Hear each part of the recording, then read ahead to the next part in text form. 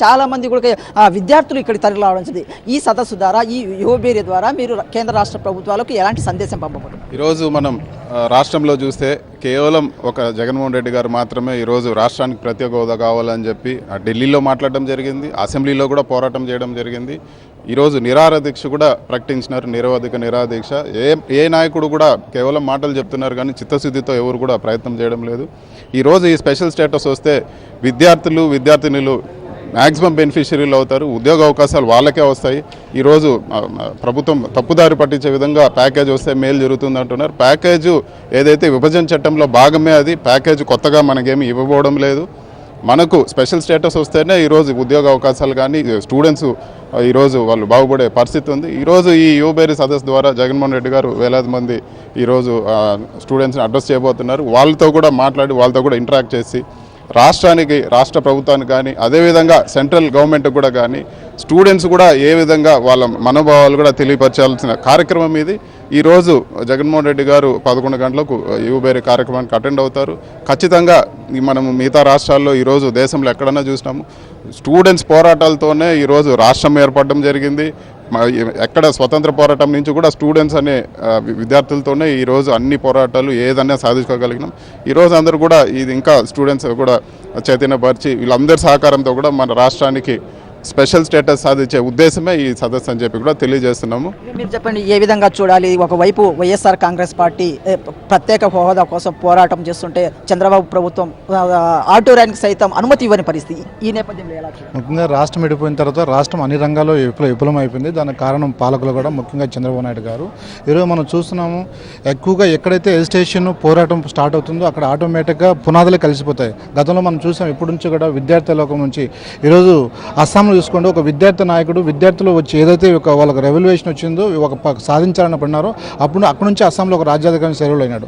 అందులో భాగంగానే ఈరోజు జగన్మోహన్ రెడ్డి గారు ఏ రాజకీయ నాయకుడు యొక్క చొరవ చూపకుండా ఒక జగన్మోహన్ రెడ్డి గారు వైఎస్ఆర్ కాంగ్రెస్ పార్టీలో ఎన్నెన్నో స్పెషల్ స్టేటస్ కోసం, ప్రత్యేక హోదా కోసం రకరకాల ఉద్యమాలు చేసి కేంద్ర ప్రభుత్వాన్ని యొక్క మెడలు ఉంచి కేంద్ర ప్రభుత్వాన్ని అప్రమత్తం చేసుకునేదానికి, ముఖ్యంగా మిత్రపక్షమైన తెలుగుదేశం పార్టీ ఏం మాత్రం ఎంతసేపు దాని ప్రయత్నం ప్రత్యేక ప్యాకేజ్ కోసం చూస్తుంది కానీ స్పెషల్ స్టేటస్ ఉందని అంచు. అసలు స్పెషల్ స్టేటస్ అంటే తెలుగుదేశం పార్టీకి తెలుసో విధంగా డౌట్గా వస్తుంది.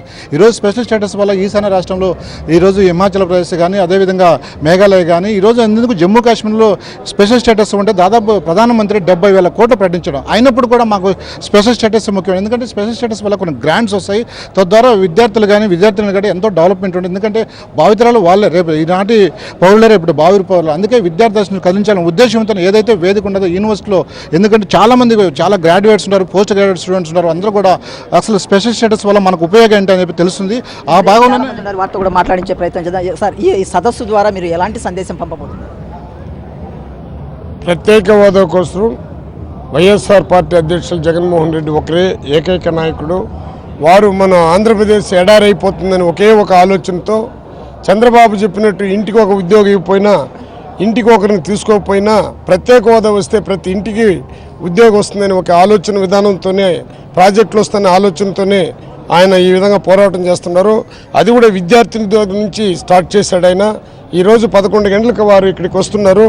విద్యార్థులతో ముఖాముఖిగా ఏర్పాటు చేసి ప్రత్యేక హోదా కోసం ఏమంటే, ప్రత్యేక హోదా అంటే ఏమి, దానివల్ల ప్రజలకు ఏ విధంగా అభివృద్ధి కార్యక్రమాలు చేయగలుగుతాము, ఆ హోదా వల్ల ఏ విధంగా ప్రజలు ముందుకు పోగలుగుతారు, మన రాష్ట్రం ఏ విధంగా అభివృద్ధి అవుతుందని ఒకే ఒక ఆలోచన విధానంతోనే మన జగనన్న ప్రత్యేక హోదా కోసం పోరాడుతున్నారు. ఈ సందర్భంలో చంద్రబాబు ప్రభుత్వం కావచ్చు, లేక కొంతమంది మంత్రులు కావచ్చు, ప్రత్యేక హోదా అనేది సంజీవిని కాదంటున్నారు. ఇప్పుడు చంద్రబాబు నాయుడు ప్యాకేజ్ హోదా పైన పరిగెత్తా ఉన్నాడు. వాళ్ళ మంత్రులు ప్యాకేజ్ హోదా కింద ప్యాకేజ్ అంటేనే జేబులు నింపుకునే హోదా అది.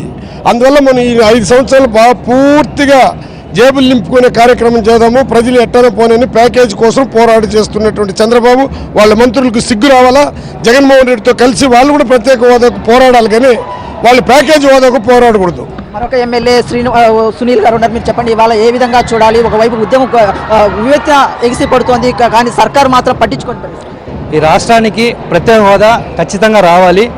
ఈ తెచ్చే క్రమంలో ఈరోజు ప్రభుత్వం ఈ ప్రత్యేక హోదా సాధించే క్రమంలో అది విఫలమైంది. కాబట్టి జగన్మోహన్ రెడ్డి గారు ఈ యువబేరి ఈ తిరుపతిలో స్టార్ట్ చేయడం జరుగుతోంది. ఈ కార్యక్రమం ద్వారా విద్యార్థుల్లో ఈ కార్యక్రమం పట్ల ఒక గొప్ప అవగాహన తీసుకురావాలి. ప్రజల భాగస్వామ్యంతో, విద్యార్థుల భాగస్వామ్యంతో కేంద్రం మెడలు వంచే కార్యక్రమాన్ని ఈరోజు జగన్మోహన్ రెడ్డి గారు తిరుపతిలో ప్రారంభిస్తున్నారు. ఇదే విషయంలోనే రాబోయే రోజుల్లో 26వ తేదీ కూడా